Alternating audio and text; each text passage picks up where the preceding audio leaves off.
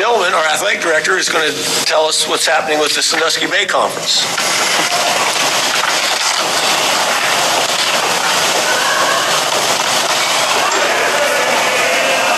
Good evening. Thanks for having me.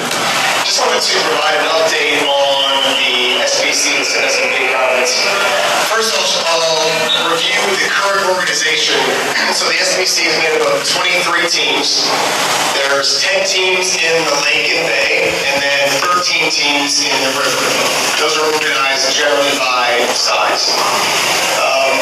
Conversation started back in August on ways that we could reorganize to help make football scheduling more conducive to all members.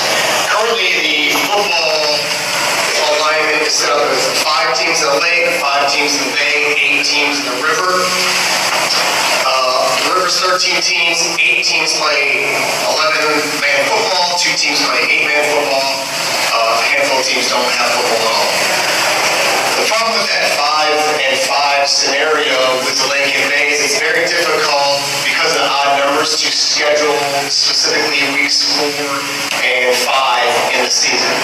Most conferences are an even number of teams, so finding a non-league game is sending a lot of our teams to Dayton and Cincinnati and Columbus and just all over the place. So we talked to the river, we said, hey, let's figure out a way that we can make this a little more even, 6, 6, and 6. Specifically, we kind of suggested to Margaret and Willard, who are in the river for football, to come up to the Bay. And even at out, Bellevue, who's a Bay school, moves to the Lake, will be 6, 6, and 6. That was voted down by the River Division. And although Willard is larger than Edison and Huron and almost Fort Clinton, so they are correct size for the Bay Division, that was voted down. The River Division has the numbers. They have 13 schools, so in terms of trying to get something passed in the conference, it's very difficult often. So I said, okay, you don't want to come to the Bay, that's fine. Why don't Margaret and Willard go down to the river for all sports? Right now, again, this kind of leads into the issues we're having. Margaret and Willard play in the Bay Division for all other sports except football. So said, okay, fine, just go to the river for all sports. That way, we can just be 5-and-5 in the Lake and Bay for all sports, and just simplify things, be a little bit more attractive to, say, bringing in other like-sized schools, and not have to explain how some of the river schools play in some sports and some not. That was voted down. So they didn't want to come up, they didn't want to go down. So discussions continued.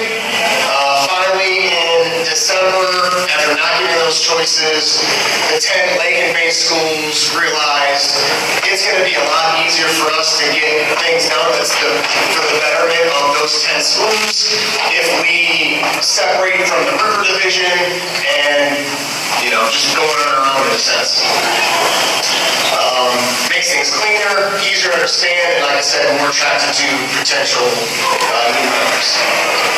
That would still be 2 divisions. It would still be a Lake and a Bay, based on size. Vermilion, just so you know, is in the Bay Division. We are one of the larger schools in the Bay. So Huron's small, Edison is small, then Fort Clinton, then Vermilion. Bellevue and Vermilion are separated by like 3 students, so it's very close. So one of the larger schools in that Bay. This potential change wouldn't take effect until 26-27. We would compete against the same 9 schools, Vermilion, that we have for the past 8 years. It would still be 2 divisions. Maybe there would be a new name, although now there's talk that the SBC might just stay with us. So very little changes in terms of where Vermilion sits now. Again, same teams we're playing against. Maybe a new name, but really that would be about it. So those are the conversations that have been going on, and like I said, I wanted to give kind of an update on where things are at right now. Right now, though, there's a commitment to maintain 2 divisions. Correct, yes. And if it were just 2 5-team divisions and the other schools were out of the picture, is there, like say for instance in football, or any sport for that matter, once you're down to 2 5s, will there be like a requirement for crossover games, or are you free to schedule non-conference? Yeah, there'll be, depending on the sport, as you kind of alluded to, there'll be some required crossovers. Like, for example, in football now, there's 2 required crossovers. The schools there's no set who that is at this point. Right now, it's, hey, let's agree to play. You guys agree to play. Okay, we're all good. There's no set, say, rotation in that sense. So in most sports, we've agreed, as this goes through, that there would be some crossover, a couple games, 2 games with the Lake and Bay to help the scheduling. Yeah. Vermilion's in a good position. I've always said this. We have so many options to our east. Unlike a lot of the schools kind of centrally located in the SBC, we can go get teams from Lorain County and Cuyahoga County, where we got Amherst here today, for example. We've never had issues finding games in that sense, especially outside of football. So we're in probably the best position of most of the SBC schools, honestly. Teams like Bellevue and Clyde and Portland, they're kind of more landlocked. They had to travel quite a bit, especially in football, to find non-league games.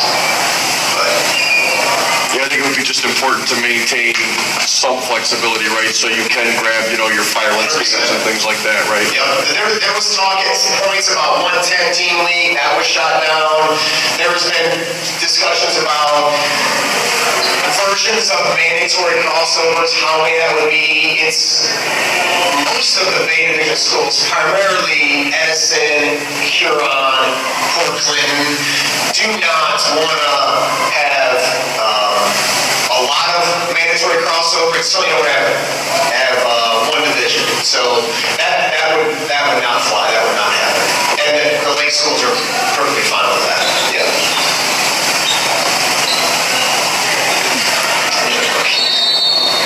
So is it a done deal that the river is going to be separated? Yes. There's rumors all the time about what's happening. I was just at a meeting today. There are 4 teams in Seneca County that they're in the SBC currently, River Division. That, again, these are just rumors that are looking to maybe petition to join another league outside of the SBC. There's been rumors that Willard's leaving anyway for another conference. Margaretta's, I'm hearing, has talked about finding. So the SBC name actually might just stay with us, because it sounds like, again, just rumors that those 13 schools are going to be really split going forward. So again, it's, when we first joined the SBC, some of you might remember this, it was very difficult to understand what division are we in, because it was some of the Lake, we've been in the Lake, we've been in the Bay, we're kind of in the middle, right? So we've kind of been one of those schools that have kind of teeter-tottered. It's been very difficult at times, even for our community to understand. So in a lot of ways, this would simplify that and certainly be more understandable to, say, an outside district looking to come in and join our tent.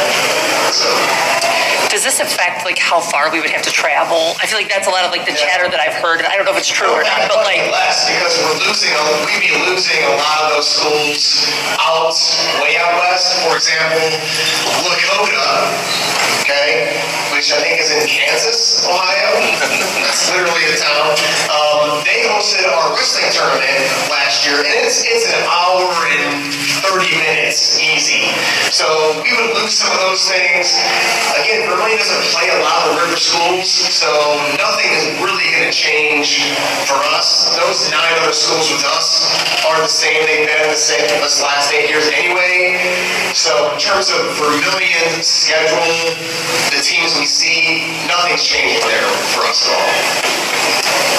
For those that still talk about the LC8, the problem still exists where they don't have all the sports that we have. Yeah, right? So we talked about 13 months ago, brought this up. I'm just not willing to sacrifice a swimming, a boys and girls tennis, a boys and girls golf for whatever attractiveness there is to the LCA. You know, we talked again about this. There's LCA schools that are frustrated with some of the issues that they're having within their conference. So nothing's changed in terms of the LCA and Vermillion 13 months ago. Yeah. So in your opinion, this is the best for the Rebellion? 100%. It's competitively, size-wise, I think the resources, the philosophical similarities in terms of where Istras, like athletics, fits within the dynamic of the school district is similar with those 10 schools. So, yeah, nothing's changed in that. This is, in fact, losing those 13 schools, as I've said, clarifies, solidifies, makes it easier to understand than what we've had to deal with at times in the past 8 years, in a lot of ways. So this is, in a lot of ways, even better than what it was.